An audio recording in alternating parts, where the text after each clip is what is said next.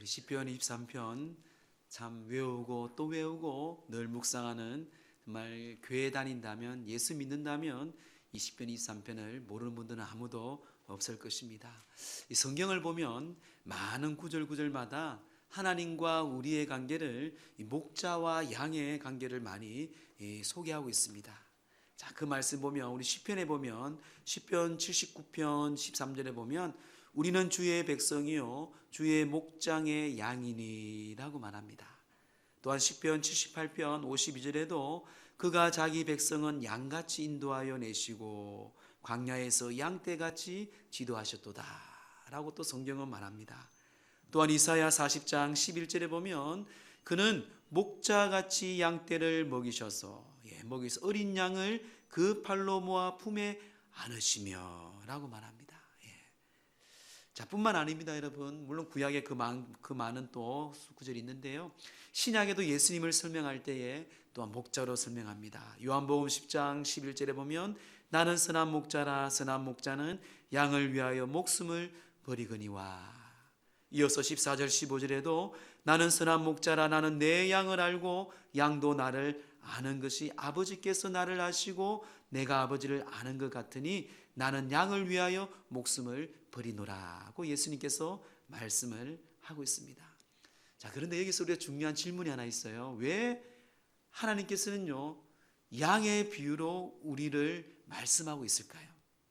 많은 동물이 있을 텐데요, 물론 그 팔레스타인 지역에는 양이 참 많이 있습니다. 양을 왜 비유하고 있을까요? 물론 다른 데도 양이 많아요, 여러분. 뉴질랜드나 호주에 가보면도 양을 많이 치고 있습니다. 그 양을 비유하는 이유가 뭔가, 바로 이 양들이 가지고 있는 특징 때문에 그렇습니다. 이걸 여러분 잘 양들의 특징을 좀 알아야 돼요. 비유라는 것은요, 그 비유에 대한 깊은 의미가 있고 뜻이 있습니다. 양들의 그런 특별한 특징이기 때문에 우리 주님은요, 우리 예수님은요, 양을 비유하여서 이 양과 목자의 관계를 우리에게 말씀하고 있습니다.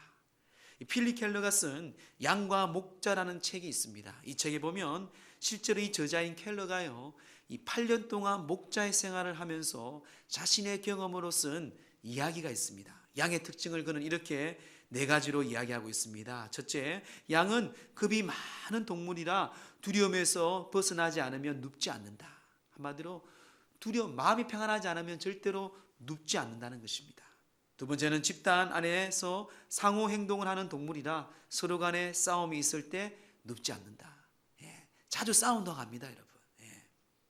그 다음에 파리나 기생충 때문에 괴로울 때도 양들을 누려 하지 않는다. 그다음 4번째, 배부르게 꼴을 먹지 않는 한 양들은 역시 눕지 않는다. 양들이 이렇게 서 있다는 것은요, 편안하지 않다는 증거입니다. 그들은 늑대와 이리떼들 때문에 두려움 가운데 있을 때에는 눕지 않아요. 서로 간에 또한 갈등이 있을 때도 마찬가지고요. 또한 특별히 이들은 이 파리와 기생충 때문에 많이 괴로워한다고 합니다. 또한 무엇보다 배부르지 않을 때, 사람과 비슷하겠죠. 오늘 본문은 그런데 2절 말씀 보세요. 우리 여호와 하나님께서 뭐라 말씀하고 있습니까? 그가 나를 푸른 풀밭에 누이시며 라고 말합니다. 하나님이 우리를 푸른 풀밭에 양으로 비유하면서 너희를, 이 양들이 두려워하고 눕지 않지만 나 여호와의 목자, 하나님 대신 목자 되신 하나님께서는 너희를 그것도 푸른 풀밭에 누이신다는 것이에요. 쉴만한 물가로 인도하신다는 것입니다. 양의 뿔은 여러분, 뿔이 이렇게 꼬여 있지 않습니까? 양의 뿔은요, 적이 왔을 때 적과 대적하기 위해서 뿔을 사용하는 게 아닙니다. 동물학자들이 그러는데요, 자기들끼리 싸울 때에 양들은 그 뿔로 이용한다고 합니다. 참 이상하죠. 대부분 이 동물들은 뿔이 앞으로 나와 있는데 양들의 뿔은 이렇게 돌려 꼬여져 있습니다.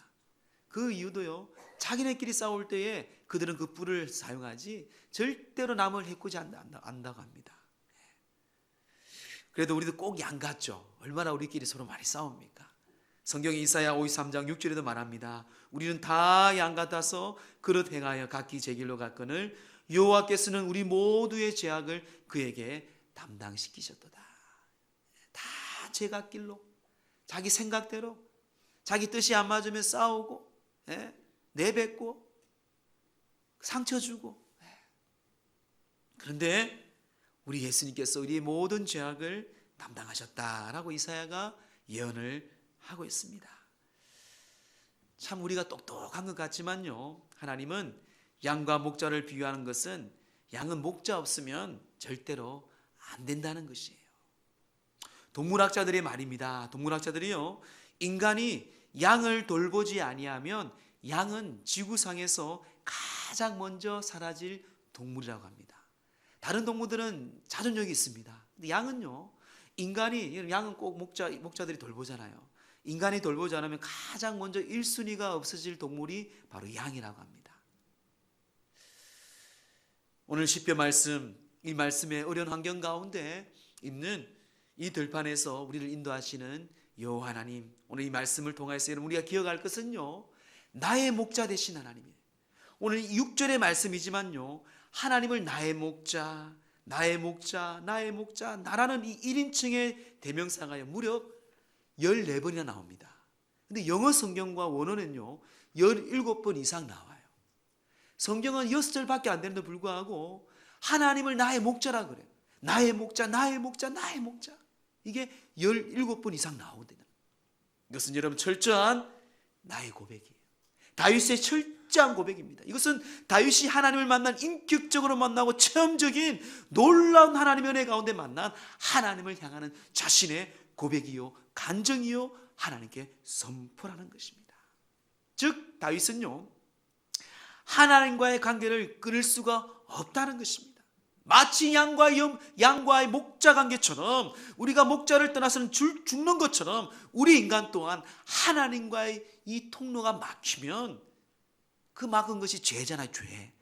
막으면 우리는 죽을 수밖에 없고, 방황하다가 우리는 남들이에 떨어지든 웅덩이에 빠지든, 양들이 얼마나 약해요. 양들은 앞에 그 한 30cm요? 한 앞으로 1m도 못 봐요, 여러분. 그런 우리에게 다윗은요, 그분이 나의 목자라는 것이요, 그것도 17번이나 이 6절의 짧은 전의 말씀을 하고 있습니다. 오늘 이 다윗의 이 고백을 통하여서 우리가 명절인 설을 맞아 다시 한번 이 새해인 2020년을 나의 목자 되신 하나님 앞에서 내가 어떻게 하면 이 다윗처럼 염려하지 아니하고 풍성한 삶을 살 수 있는지 오늘 귀한 말씀을 통해서 결단하는 이 시간 되기를 주의 이름으로 축원합니다. 여러분, 그래서 첫째는요, 나의 필요를 변함없이 채워주시는 분은 오직 하나님이라는 것이에요. 자, 이게 중요합니다. 제가 좀 길게 적었어요. 나의 필요. 다윗은 나의 목자라 하잖아요. 우리 모두죠. 우리를 다 포함되어 있습니다. 자신이 지금 고백한 나의 필요를 그것도 변함없이 그냥 채워주는 게 아니에요, 여러분. 세상은 여러분 우리가 조건에 의해서 채워줍니다. 네가 나한테 하나 줬으니까 나도 너에게 하나 줄 수가 있어요. 이는 가정과 친지관계도 마찬가지입니다. 우리 아들에게 주면은 그 조카에도 줄 수밖에 없어요.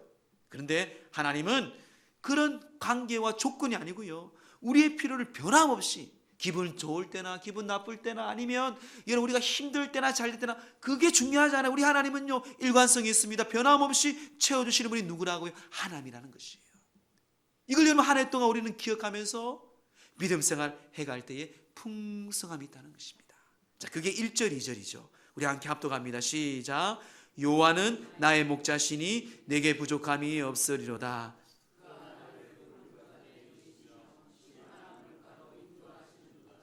아멘. 자, 여호와는 뭐라고요?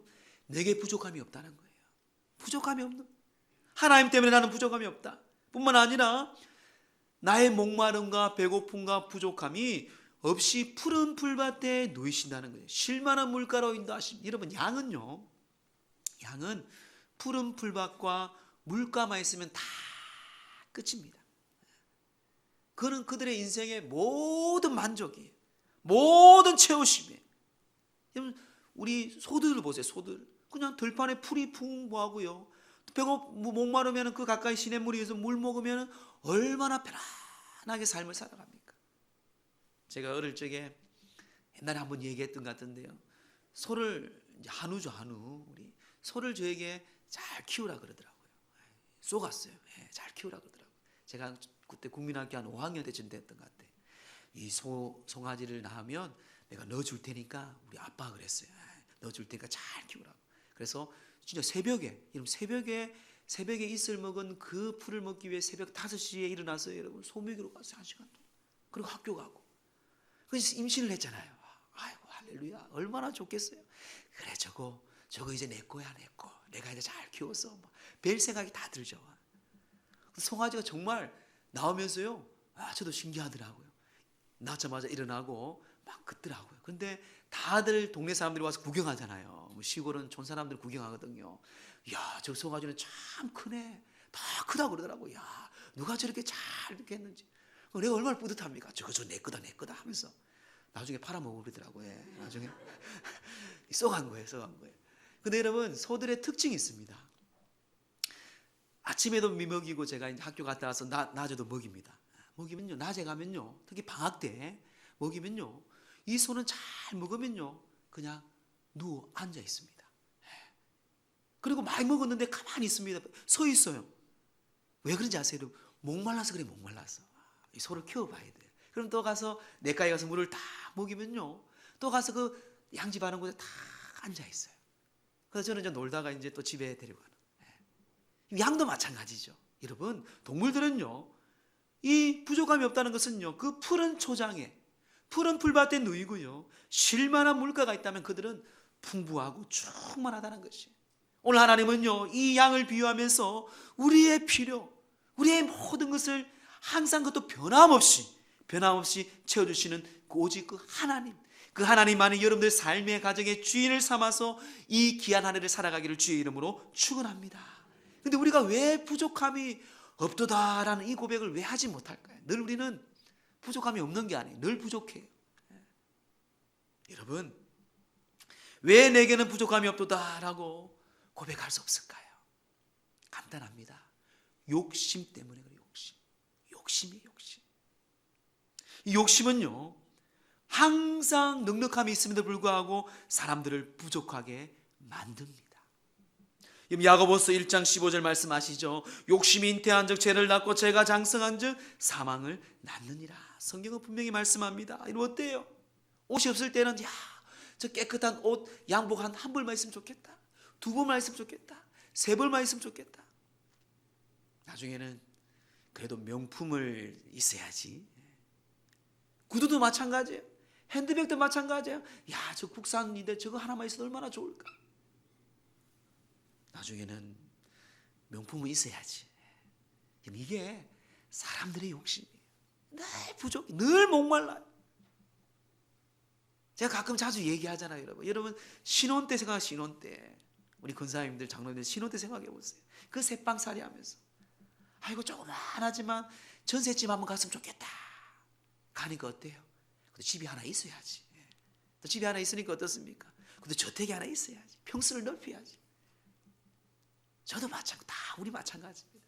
하나님은 그것에 만족함이 아니고 우리의 목마름을 채워주시는, 예수님께서 얼마나 그랬으면 예수님께서 뭐라 합니까? 나의 영원한 생수, 목마름을 채울 수 있는 생수를 나에게로부터 먹고 마시라고 예수님께서 말씀하시잖아요. 여러분 그렇습니다. 우리의 모든 목마름을 채우시고요, 우리를 변함없이 채우시는 그 주님은요, 오직 하나님 예수 그리스도 밖에 없음을 고백하시기를 바랍니다.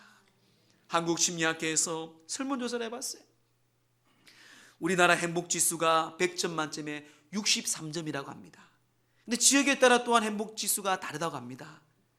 이 행복지수가 높은 이유는, 63점 이유는요, 이 강원도에 거주하는, 시골에 거주하는 그들이 71점이라는 것이에요. 그래서 평균이 63점이 났다고 합니다. 서울과 수도권에 거주 있는 자들은요, 평균이 바로 53점이라고. 53점. 그들이 53점밖에 안 된다는 거예요. 훨씬 편하고요, 훨씬 좋은 환경이 있습니다. 훨씬 연봉도 좋겠죠. 그럼에도 불구하고 그들은 행복지수가 더 낮다고 합니다. 욕심이죠. 욕심. 비교의식, 열등감. 사람은요, 10개를 가지고 싶을 때 10개를 얻으면요, 20개를 갖고 싶은 게 사람들의 마음이에요. 또한 20개를 가지면요, 더 욕심이 가져서 그는 100개, 200개 계속해서 가지는 것이 욕심입니다. 여러분 가장 부자인 현대든 삼성이든 물어보세요. 만족하십니까? 물어보면 100% 만족한 사람 아무도 없습니다. 아직도 돈을 더 벌고 싶고, 이게 모든 사람들의 죄성의 본능입니다. 여러분 기억하세요. 그렇지만 우리의 모든 걸 채우신 하나님, 우리의 맞게 죄짓지 아니하고 마음 가운데 평안 가운데 삶을 살 수 있도록 능력함을 주시는 주님은요, 우리의 필요를 항상 채워주시는 분이십니다. 그 목자이신 하나님 한 분을 알기에 다윗은 시편 34편 9절 10절에 이렇게 고백합니다. 우리 한번 고백해 볼까요? 시작. 너희 성도들아 여호와를 경외하라.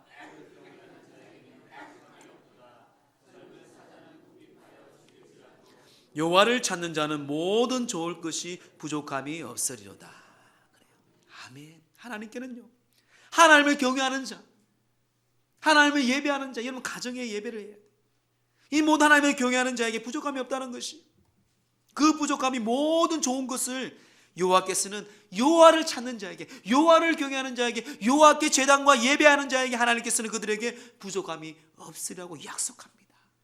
여러분 이런 말씀 붙잡고 하나님께 기도하세요. 하나님 약속하셨잖아요. 하나님 다윗이 고백하였습니다. 주님, 우리 가정에, 나의 삶에 이런 하나님을 경외하는 종들에게 주님 부족함이 없도록 하나님께서 채워 주시옵소서. 또한 궁핍한 가운데서도 열심히 선교하는 빌립보 교회 성도들에게 바울은 고백합니다. 빌립보서 4장 19절에 보면 나의 하나님 그리스도 예수 안에서 영광 가운데 그 풍성한 대로 너희 모든 쓸 것을 어떻게 한다고요? 채우시리라. 예수 안에서 그 영광과 풍성한 대로 너희 모든 쓸 것을 채우시는 분이 우리 주님이시라는 것이에요. 우리가 하나님 되신 예수 그리스도를 선한 목자로 믿고 따르면 영적으로나 육적으로나 주님께서는 예수 그리스도 안에서 우리의 필요에 따라서 채우시고 인도하신다고 주님은 우리에게 약속하십니다. 신명기 15장 4절부터 6절 말씀도 우리에게 중요한 축복의 말씀입니다. 우리 함께 합독할까요? 시작. 내가 만일 내 하나님 여호와의 말씀만 듣고 내가 오늘 내게 내리는 그 명령을 다 지켜 행하면 내 하나님 여호와께서 내게 기업으로 주신 땅에서 내가 반드시 복을 받으리니 너희 중에 가난한 자가 없으리라. 내가 여러 나라에 구워줄지라도 너는 꾸지 아니하겠고 내가 여러 나라를 통치할지라도 너는 통치를 당하지 아니하리라.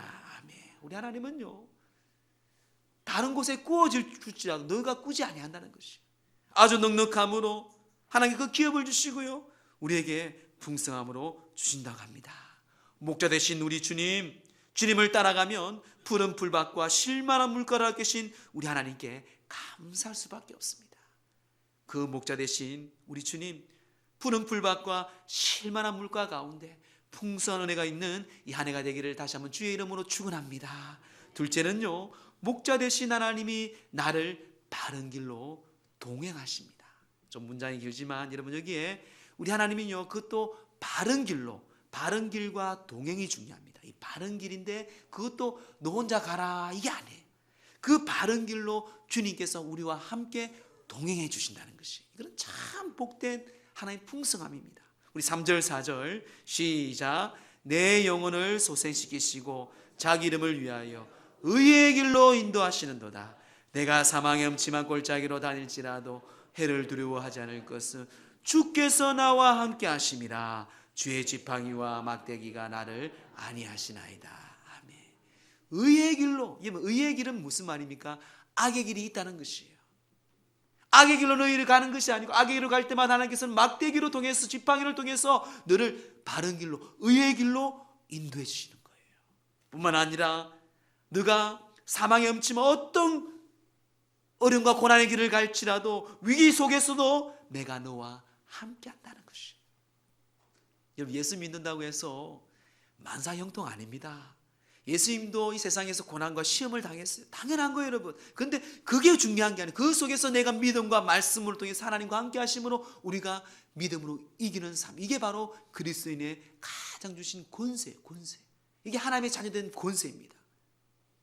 여러분, 세상의 사람들은, 믿지 않는 여러분 친척들은요, 여러분 잘 될 때 예수 믿으라 그건 다 말할 수 있어요. 여러분 잘 될 때에는 누가 여러분 못합니까? 세상 사람들은요, 여러분 유심히 보고 있습니다. 정말 어려울 때, 힘들 때 어디 보자. 너희들이 정말 진짜인지 가짜인지. 그때도 거짓말하고, 그때도 우리와 같이 똑같이 돈 많이 뭐 뭐 별거 없네. 근데 예수 믿으라, 니나 잘 믿으라 그러죠. 여러분 안 그렇겠습니까? 한번 생각해 보세요. 저 집안은 역시 달라. 우리 둘째는 달라. 우리 막내는 달라. 맞아. 그거야. 그거예요, 여러분. 우리 목자 되신 하나님은요, 바른 길로, 의의 길로, 그리고 나와 함께 동행하십니다. 아람 속담에 이런 말이 있습니다. 해만 밝게 비치고 비가 오지 않으면 사막이 된다. 해만 밝게 비치고 좋죠. 얼마나 밝습니까? 근데 해만 밝게 비치면요, 비가 오지 않으면 사막이 된다는 말. 이 말이 무슨 말이에요? 형통한 날이 있으면 공고한 날도 함께 있을 때에 인생은 행복하다는 것이에요. 형통한 날만 있으면 사람은 다 100% 죄를 짓게 되어 있어요. 긴장하지 않습니다. 긴장하지 않아요. 땅도 마찬가지예요. 땅도. 우리는 형통한 날이 있고 공고한 날이 있고 이 세상에 내가 살 날이 있고 이 세상을 떠날 날이 있는 거예요. 오늘 성경도 보니까 내가 사망의 음침한 골짜기로 다닐지라도 해를 두려워하지 않을 것은 뭐라고요? 주께서 나와 함께 주께서. 어떤 인생의 길 가운데 너가 어느 곳에 자빠지고 넘어질지라도 너가 그 인생의 그 고난이 중요한 게 아니고 내가 너와 함께하는 주님과의 동행이라는 것입니다. 이 나라 민족도 마찬가지. 저는요, 이 나라 민족을 위해서 기도할 때마다 지금 나라 안팎으로 얼마나 많이 시끄럽습니까? 그럼에도 불구하고 저는 기도합니다. 하나님께 소망을 갖습니다. 왜? 하나님이 이 땅에 교회를 세우시고 하나님이 소망을 주셔서, 소망이 무엇입니까? 하나님의 그 뜻을 이루는 것이에요. 하나님의 그 뜻을 바라보며 나아가는 것이 소망이에요. 주님이 이루시는 거예요. 우리는 주님께 기도하면서 그 소망을 품고 믿음으로 나아가는 교회와 그리스도인들을 통해 하나님께서 이 나라를 세워줄 줄 믿습니다. 여러분 가정도 마찬가지예요. 망하는 나라, 망하는 교회는요, 기도하지 않습니다. 여러분 절대로 기도하는 민족, 기도하는 교회, 기도하는 가정은 절대로 망하지 않습니다. 성경이 증명하고 있지 않습니까? 그분이 나와 함께 사망의 골짜기로 다닐지라도 음마라고 불러도 돼요 라는 책의 저자인 K.D. 데이비드는요, 그는 이런 현장에서 이런 고백을 합니다. 예수님은 제자에게 많은 명령을 하셨지만 내가 알기로 그 중에 안전하게 살라는 명령은 없었다. 예수님은 우리를 안전한 삶으로 부르신 적이 없다. 대신 위험한 순간에도 변함없이 우리와 함께 해주시겠다고 약속하셨다. 아멘. 예. 변함없이 위험한 순간에 변함이 없어요. 세상의 변화는 뭡니까? 네가 나한테 잘해줘야 돼요. 돈을 줘야 돼요. 근데 주님은 변함없이 우리와 함께 해 주시겠다고 영원히 약속하셨고 그 길을, 그 약속을 지키시는 분이었다는 것이에요. 히브리서 13장 5절 말씀, 그가 친히 말씀하시기를 내가 결코 너희를 버리지 아니하고 너희를 떠나지 아니하리라.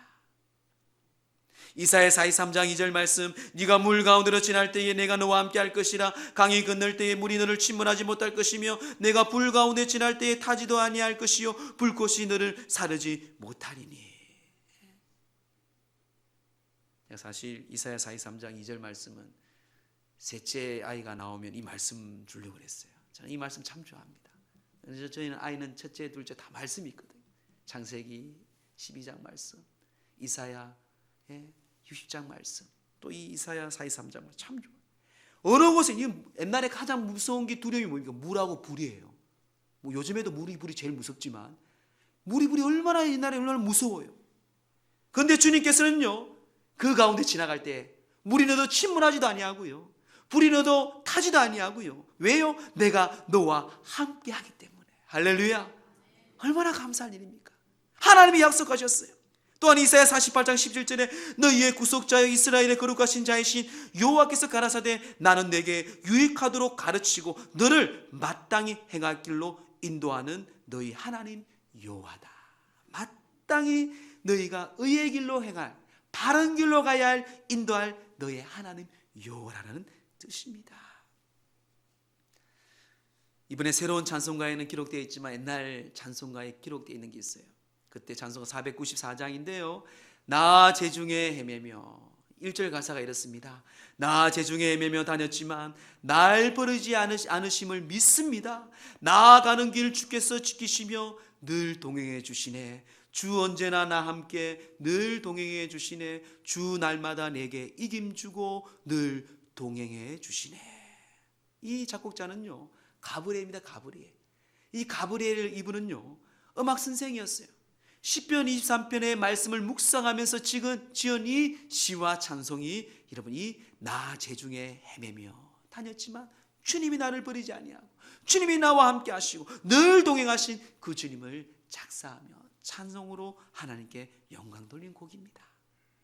골리앗 앞에 이스라엘 대군들은 벌벌 떨고 있을 때에 다윗이 홀로 물맷돌로 가지고 그 돌을 던집니다. 그 던지는 그 순간 주님은 그 다윗을 통해 하나님은 역사하셨어요. 이것은 곧 하나 여호와를 나의 목자로 여기는 사람에게서 나오는 능력입니다.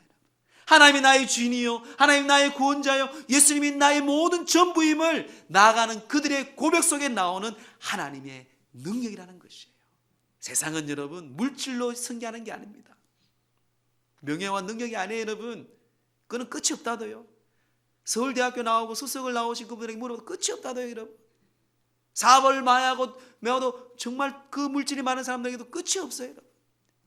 세상은 그것으로 이기는 게 아니에요. 다윗처럼 하나님이 나와 함께 하시고 여호와가 나의 목자이심을 그 고백 속에, 예수님이 나의 전부이시고 부활하신 그 고백과 믿음 속에 세상은 이기는 것입니다. 사랑하는 성도 여러분, 저는 이 말씀을 묵상하면서 느헤미야 9장 19절 말씀, 내 삶의 고백, 신앙 고백입니다. 참 귀한 말씀. 우리 함께 고백할까요? 시작. 주께서는 주의 크신 긍휼로 그들을 광야에서 버리지 아니하시고 낮에는 구름 기둥이 그들에게 떠나지 아니하고 길을 인도하며 밤에는 불 기둥이 그들이 갈 길을 비추게 하셨사오며. 아멘. 내 인생의 삶의 고백입니다. 광야, 우리는 광야잖아요. 광야에. 그 광야에서 하나님 나를 버리지 않아요.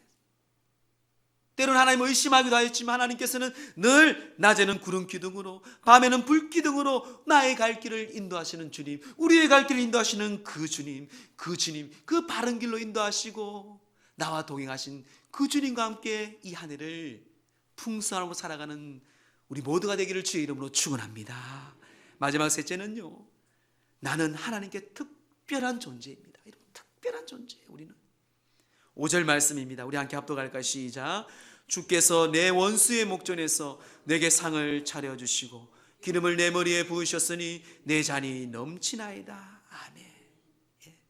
내 원수의 목전에서 내게 상이라는 잔치를 베풀어 주시고 기름으로 내 머리에 부으셨으니 내 잔이 넘치나이다. 여러분, 중동의 관습이 있습니다. 중동의 문화 가운데 가장 반가운 사람이 오면은 차를 대접한다고 합니다. 차. 우리 마실 차 있죠. 문화가 있는데 손님이 차를 마시자마자 차가 비지 않도록 계속 차를 준대요. 이것은 반가운 손님이고 내가 참으로 존경하는 사람이고 참 좋아하는 사람들의 관계 속에 나타나는 관습입니다. 그런데 반갑지 않은 손님이 왔어요. 별로 좋아하지 않는 친구가 왔어요. 그러면 처음에 첫 잔은 준다고 합니다. 그 다음에는 잔을 따라주지 않는다고 합니다. 그러면은 이 친구가 나를 좋아하지 않구나. 내가 이 집안에 나는 반가운 손님이 아니구나라고, 나는 별 볼 일 없는 사람이구나라고 자리에 일어나서 그냥 돌아간다고 합니다. 근데 오늘 본문에 보니까요, 우리 주님은 나에게 부어주시는데 어떻게 부어주십니까? 내 잔이 넘치도록. 이것은 곧 손님이 이전에 우리는 하나님의 특별한 존재라는 것이에요. 하나님의 자녀죠, 자녀. 내 아들, 딸이라는 것입니다. 아무리 실수하고 넘어지더라도 하나님의 눈에는 우리가 하나님께는 아들이요, 딸이요, 특별한 존재입니다. 이 5절의 말씀에 세번역 성경에는 참 쉽게 우리에게 말씀하고 있습니다. 우리 함께 합독할까요? 시작. 주께서는 내 원수들이 보는 앞에서 내게 잔치상을 차려주시고 내 머리에 기름을 부으시어 나를 귀한 손님으로 맞아주시니 내 잔이 넘치나이다. 아멘. 더 쉽게 이해가 되시죠? 귀한 손님, 그 귀한 손님은 더 특별한 손님, 자녀의 자녀. 돌아온 탕자, 여러분 아시지 않습니까? 나에게 전부를 주시는 분이에요. 여러분. 특별히 여러분 기름 부으심이, 기름을 부어주신다. 기름, 구약의 기름 부으심은요, 이 구약 성경입니다. 신편은 구약의 기름 부으심은 특별한 사람에게만 기름 부음이 있었어요. 여러분 알다시피 제사장, 선지자, 왕입니다. 제사장, 선지자, 왕 외에는 기름 부음이 없어요. 그런데 오늘 분명히 우리는 왕 같은 제사장이기에 우리에게 기름을 부으시고 넘치도록 부으신다고 약속합니다. 이거는 특별한 존재예요. 여러분 세상 사람들은 여러분들에게 때로는 손가락질합니다. 여러분 때로는 무시할 거예요. 못 배웠다고 아니면 모았다고 가난하다고 병들은 하지만 우리 주님은 절대로 우리를 버리지 않으십니다. 우리를 너무너무 사랑하시고요. 포기하지 아니하시고요. 그것도 특별하게 우리를 다 채우시고 인도하신다는 것이죠. 얼마나 특별하면요. 자기를 목숨을 죽이기까지 우리를 살리신 분이잖아요. 요한복음 10장 14절 15절 나는 선한 목자라 나는 내 양을 알고 양도 나를 아는 것이 아버지께서 나를 아시고 내가 아버지를 아는 것 같으니 나는 양을 위하여 목숨을 버리노라. 이거는 더 특별한 존재예요. 자기 목숨을 버리기까지 우리를 사랑하시는 주님. 그래서 미국 프란체스코 선교에서 전도지를 만들었는데 이 전도지의 제목이 나는 너희 하나님이라는 글에서 이렇게 소개하고 있습니다. 나는 길이니 나를 따르면 안전하리라. 나는 진리니 믿을 수 있을 것이며 나는 생명이니 풍성한 삶을 얻을 것이라. 나는 빛이니 일생을 지켜줄 것이며 나는 목자니 쉴만한 물가로 인도하리라. 나는 전능자니 모든 창조물을 다스릴 것이며 너를 지은 자니 변치 않고 사랑하리라. 나는 친구니 너를 영원히 잊지 않을 것이다. 내 말을 지키고 순종하면 영원한 행복을 누리리라. 이 전도지에 적혀 있는 글이에요. 제가 그 글을 퍼왔어요. 안전한다고 합니다. 안전하네. 주님 안에서 안전해요. 진리 안에서 내가 믿음이 있다고 합니다. 그 생명이 풍성한 삶이라고 합니다. 지켜주시고요. 우리를 다스리시고요. 변치 아니하는 그 사랑, 영원히 잊지 아니하고 영원한 행복을 주신 그분이 우리의 목자이신 하나님이시요 여호와이시요 우리 주 예수 그리스도라는 사실입니다. 인생의 목자 되신 하나님을 따라가기를 간절히 주의 이름으로 축복합니다. 맥스 루케이드 목사님은 작가인데 이분이 이렇게 고백합니다. 목자 되신 예수님이 당신을 아시고 당신의 이름도 알고 계신다. 그리고 결코 잊지 않으실 것이다. 우리 이름을 다 알고 계세요. 잊지도 않습니다. 말씀을 증례합니다. 우리가 한 해를 더욱더 풍성한 삶을 살려면 모든 필요를 채우시는 나의 목자 되신 하나님께로 시선을 고정하세요. 그리고 하나님이 나를 필요에 변함없이 채워주시는 그분이 목자 되시고요. 나를 바른 길로 동행하시는 그분이 나의 구원자 되시고요. 또 이 세상에 나를 특별한 존재로 귀하게 여기시는 주님을 붙잡고 이 한 해가 여러분 삶에 풍성한 은혜가 넘치는 우리 복된 모든 성도님들 되기를 간절히 주의 이름으로 축원합니다.